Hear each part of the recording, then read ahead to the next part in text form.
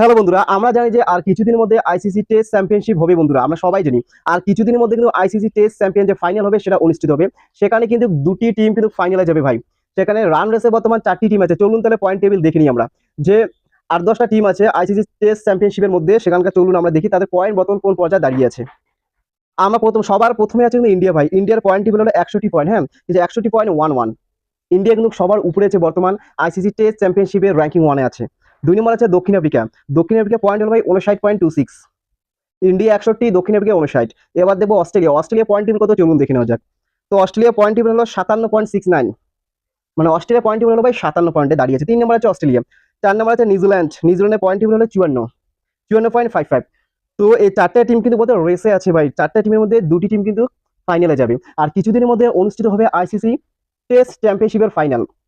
তো যতদূর সম্ভব, আমরা যতদূর বর্তমান বোঝা যাচ্ছে যে ইন্ডিয়ান অস্ট্রেলিয়া ভাই আইসিসি টেস্ট চ্যাম্পিয়নশিপে ফাইনালে যাওয়ার অনেক দূর এগিয়েছে ভাই ইন্ডিয়ান অস্ট্রেলিয়া। তো গত বড় আমরা দেখেছি ইন্ডিয়ান অস্ট্রেলিয়া আইসিসি টেস্ট চ্যাম্পিয়নশিপের ফাইনালে গেছিল, সেখানে অস্ট্রেলিয়া জয়ী হয়েছিল। কিছুদিন মধ্যে আমরা বুঝতে পারবো টেস্টের মধ্যে কে সেরা হবে ভাই, কার হাতে টেস্টের চ্যাম্পিয়নশিপের ট্রফিটা চলে যাবে। তো গতবার কিন্তু অস্ট্রেলিয়ার হাতে গিয়েছিল, অস্ট্রেলিয়ান ইন্ডিয়া ফাইনালে গিয়েছিল। ইন্ডিয়া গতবার পায়নি ভাই, গতবার অস্ট্রেলিয়া পেয়েছিল। তারও গতবার, হ্যাঁ, ইন্ডিয়া নিউজিল্যান্ড ফাইনালে গিয়েছিল, নিউজিল্যান্ড ট্রফিটা পেয়েছিল। তো এবার কিন্তু ভাই খুবই সম্ভাবনা আছে ইন্ডিয়ান অস্ট্রেলিয়া ফাইনালে যাওয়ার। তো এবার যদি ইন্ডিয়ান অস্ট্রেলিয়া ফাইনালে যায় ভাই, এবারের লড়াইটা কিন্তু দারুণ হবে ভাই। ইন্ডিয়ার অস্ট্রেলিয়ার লড়াই কিন্তু দারুণ হবে ভাই।